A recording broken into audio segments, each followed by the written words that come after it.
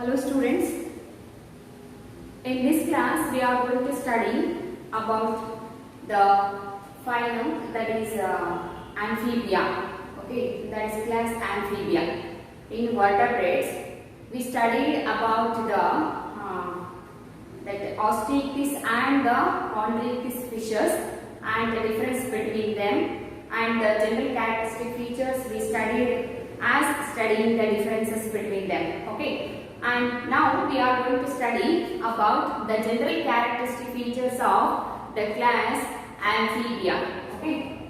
See, in vertebrates, and we can divide the vertebrates into two, isn't it? The gill-bearing vertebrates and the tetrapods. Okay. And in gill-bearing vertebrates, we studied about the fishes, chondrichthyes and osteichthyes fishes. Okay. And in tetrapods, first we are going to study about the class amphibia. Class amphibia. Amphibia.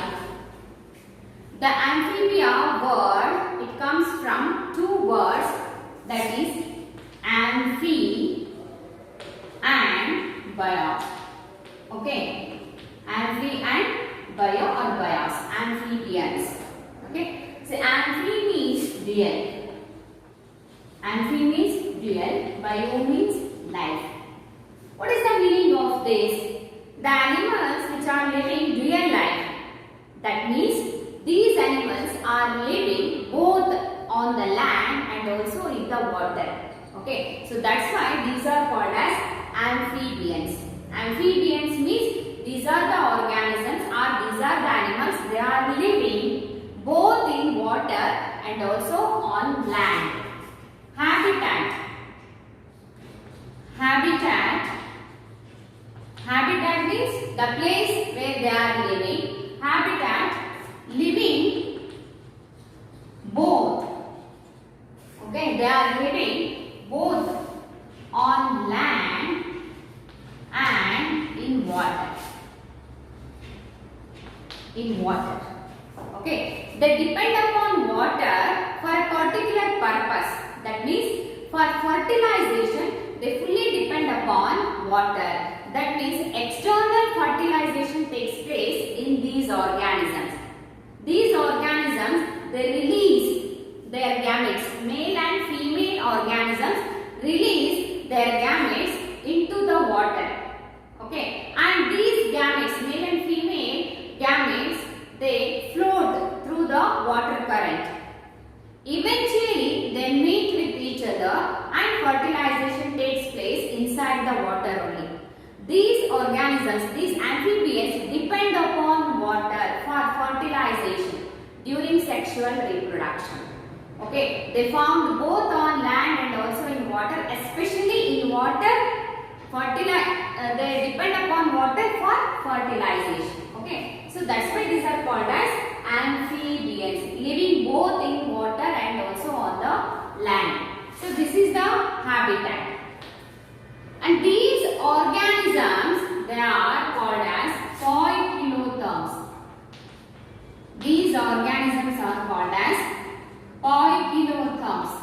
Poikilotherms means cold-blooded organisms. Cold-blooded organisms. Poikilotherms means cold-blooded organisms. That means their temperature is undergo changes according to the external environment. They don't have the ability to maintain constant body temperature. Okay, their body temperature is going to fluctuate according to the external environment. Okay, so those organisms are called as poikilothermic organisms or cold-blooded organisms. And the body can be divisible into head and trunk. Body can be divisible into head and trunk, and some organisms they are having tail. Okay, so most of the organisms body can be divided into head and trunk. They have two pairs of limbs. Two pair of limbs they have. of limbs they have, and those limbs they contain the webbed foot. Okay, so that webbed foot help them to swim when they are found in water. Okay, and skin is moist and smooth. Skin is moist and smooth because of the secretion of mucus. Mucus secreting glands are found under the skin. Those glands, they secrete mucus that makes their skin smooth and moist. Okay. And sixth one, alimentary canal. See, before going to alimentary canal, these organisms, they have tympanum. Tympanum is the structure that represents the ear. Okay. So external ear is absent in these organisms. So tympanum is the structure. Tympanum, it represents external ear. Okay. External ear. It represents external ear or ear. You may write ear. Tympanum represents ear. That means they contain middle ear and inner one. Middle and inner ear they have. External ear is absent. So, apart from that, the tympanum is found. Okay, so that tympanum represents the ear. And these organisms have eyelids. They have eyelids. They have eyelids. Okay. And next characteristic feature is alimentary canal. And also these organisms have very long sticky tongue. They have long sticky tongue they have. Okay. Long sticky tongue they have. Okay. Next, alimentary canal. Alimentary canal. Alimentary canal is well developed, and this alimentary canal ends with cloaca. Okay. So this alimentary canal, it exteriorly it opens into cloaca. So cloaca is the common opening for three systems. Okay, so one is digestive system, next one is urinary system, and another one is reproductive system. Alimentary canal opens, okay, or exteriorly opens, we can say. Alimentary canal opens exteriorly through cloaca. Cloaca. So cloaca is the common opening for digestive and reproductive and excretory that urinary system. Okay. And so next general characteristic feature is circulatory system. So circulatory system, it contains heart. Heart is 3-chambered. Heart is 3-chambered. That means two auricles and one ventricle. Two auricles and one ventricle. Okay. So right and left auricles are found, and both are opens into one lower chamber, that is ventricle. Here in the ventricle, see here two auricles, they get separated blood, that means oxygenated and deoxygenated blood collected in two different auricles, and then both that oxygenated and deoxygenated blood goes to the lower chamber, that is ventricle, where they are going to mix. So from the ventricle, that mixed blood goes to the through the aorta to different cells which are present in the body of that particular organism. Okay, so like this circulation takes place in these organisms. Next, respiration. Respiration takes place through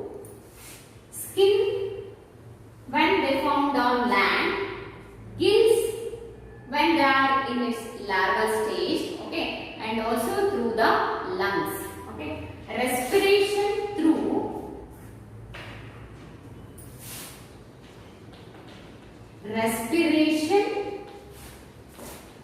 through skin, okay, and gills, and through lungs. See, when they are on land, the respiration takes place through the lungs. Okay, so that type of respiration is called as pulmonary respiration.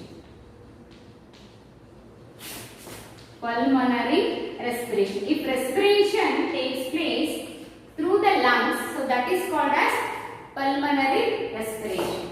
When they are in water, the respiration takes place through the skin. So that type of respiration is known as cutaneous respiration. Cutaneous respiration. If respiration takes place through the skin, so such type of respiration is called as cutaneous respiration. And gills are the respiratory organs in larva. Okay. In larva, so the respiratory organs are the gills. Okay. Next.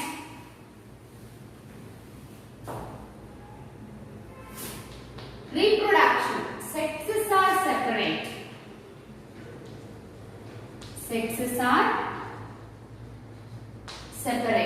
Okay. They are showing sexual dimorphism. That means male and females are different. Okay. And fertilization is external. That means fertilization means fusion of male and female gamete is called as fertilization. That fusion of male and female gamete takes place in the water. Okay, water is very essential for these organisms for fertilization, because female releasing female gamete, that is eggs, okay, into the water, and males are also releasing male gamete into the water. Okay, and these gametes they float and also they move through the water current. Eventually they meet with each other, fertilization takes place. Okay, so that's why fertilization is external here. So next, development is indirect, having common larva called tadpole larva.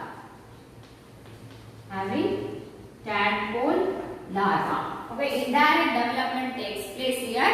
So that includes a larval stage known as tadpole. The common larva found in amphibians are called as tadpole larva, and these larvae again they undergo metamorphosis and they forms the adult. They converted as adult. Okay. So these are about the general characteristic features of the amphibians. Okay. And then examples for amphibians. Examples.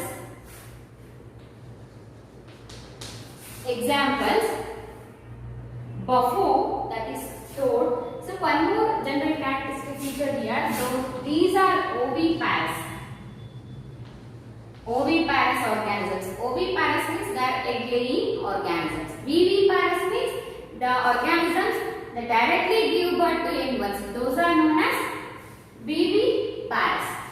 Ovi means the organisms which lay eggs. Those are called as oviparous. Okay. And then examples. Buffo, that is toad. Hyla, that is tree frog. Hyla, commonly known as tree frog. Rana, that is frog.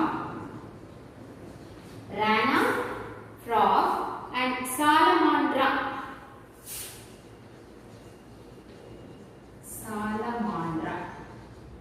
D-R-A, salamandra. Okay, so Ichthyopis.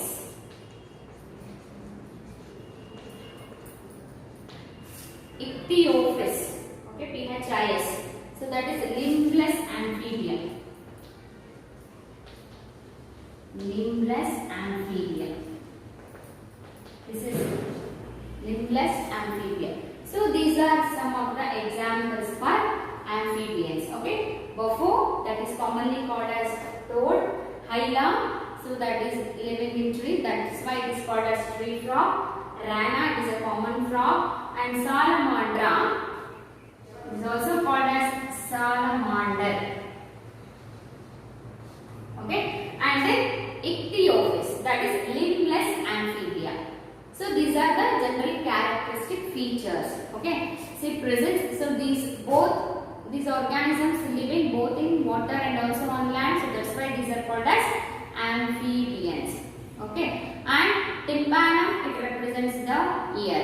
Skin is moist and smooth because of the mucus secretion. Two pairs of limbs present, and these are ends with webbed foot. So that is helpful for their swimming when they are in water.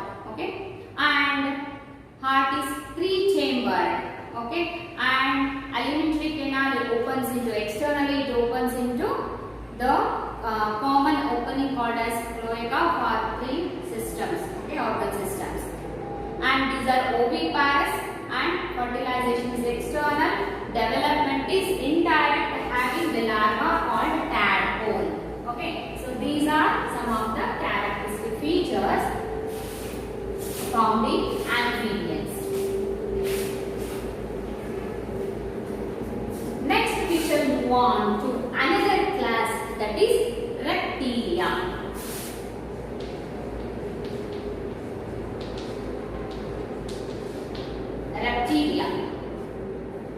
Reptilia, see, these are evolved from the amphibians. Okay, vertebrates we can divide into 5 different classes. Okay, fishes, amphibians, reptiles, apes, and mammals. In fishes we studied both type of fishes, that means chondriictis and osteichthyes fishes, and also we studied about the amphibians. Okay, and again evolution taken place, and amphibians evolved into reptiles. Okay, here so these organisms are called as truly terrestrial organisms. Okay, truly terrestrial organisms. These are called as truly terrestrial organisms. Okay, and reptilia means these organisms adopt creeping or crawling type of or mode of locomotion. Okay, these organisms they adopt creeping or crawling.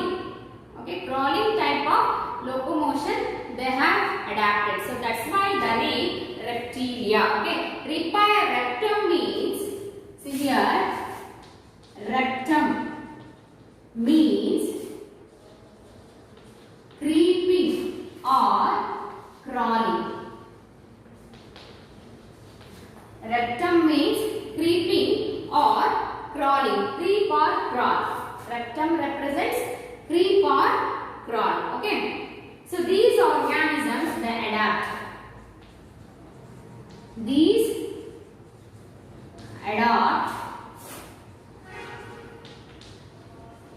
creeping or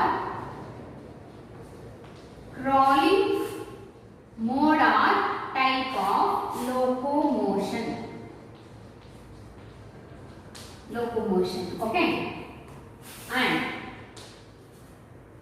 the skin is dry. They have dry, and that means that very rough skin they have. Okay, the skin is dry and cornified.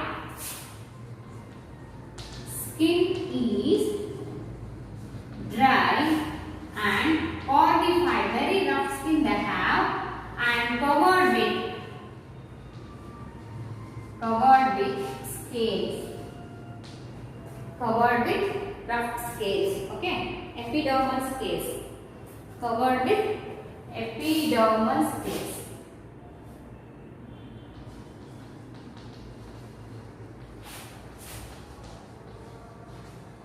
covered with epidermal scales. Body can be divided into head, trunk and tail. Body can be divided into head, trunk and tail. Okay. And these organisms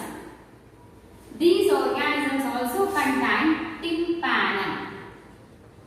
Tympanum represents external ear also. External ear. Okay.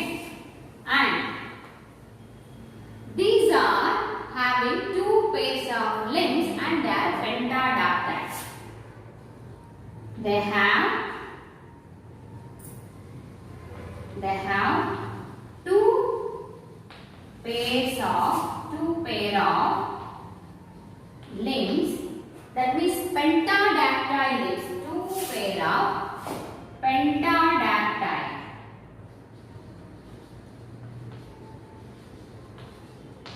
limbs. They have two pair of pentadactyl limbs. That means these limbs ends with 5 digits.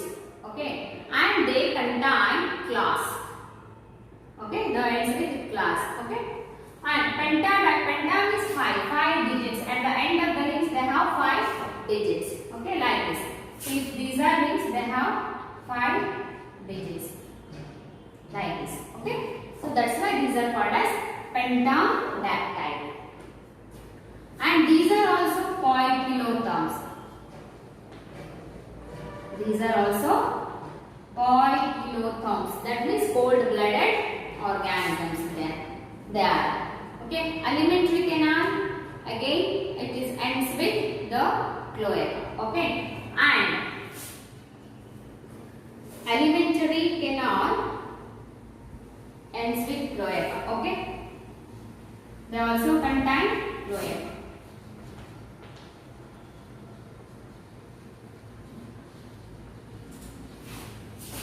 Canal opens into cloaca posteriorly. Okay. And then heart is 3-chambered. Heart is 3-chambered except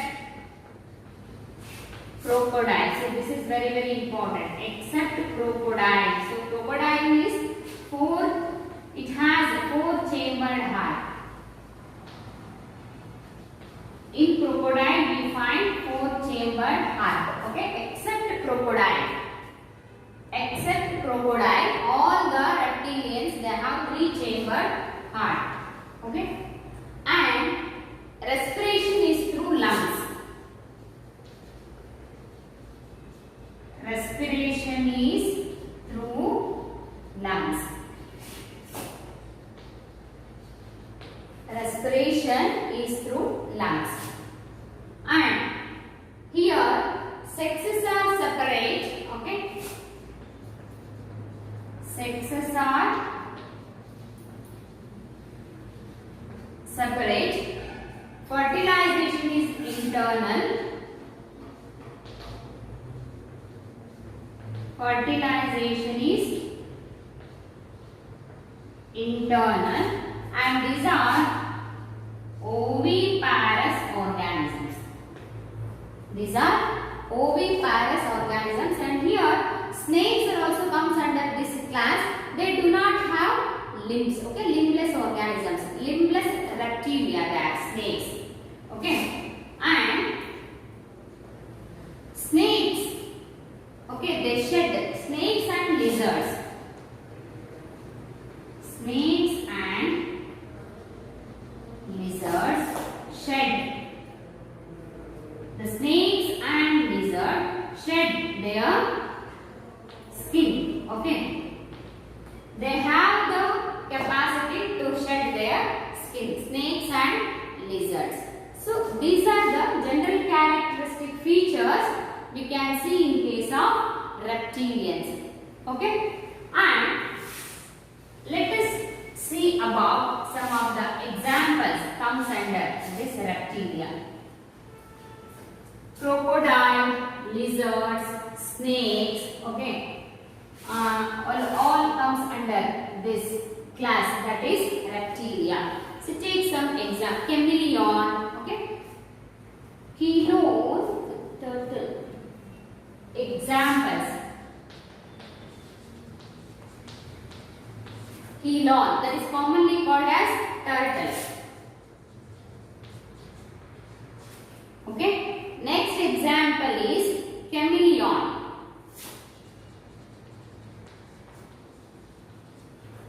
Chameleon. So that is called as tree lizard. Tree lizard. Third one, testudo tortoise. Testudo.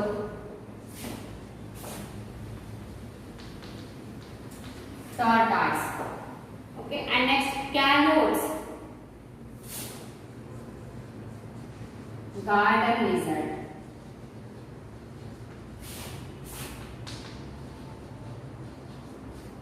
Garden lizard.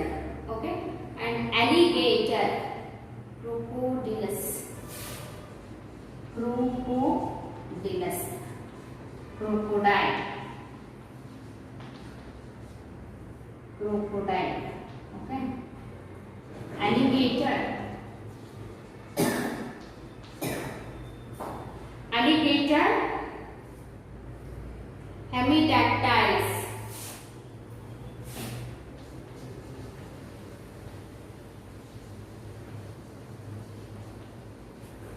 Hemidactylus wall lizard. ಮನೆಗಳಲ್ಲೆಲ್ಲ ಇರುತ್ತಲ್ಲ ಗೋಡೆ ಮೇಲೆಲ್ಲ, so that is Hemidactylus, that is called as wall lizard. Poisonous snakes like poisonous snake like Naja cobra. Cobra. Okay, and Bangaras, right?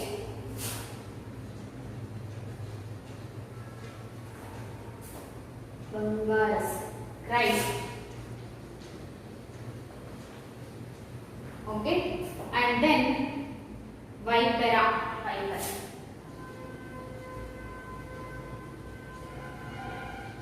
So these are some snakes. Okay, so these are all different types of organisms comes under the class reptilia.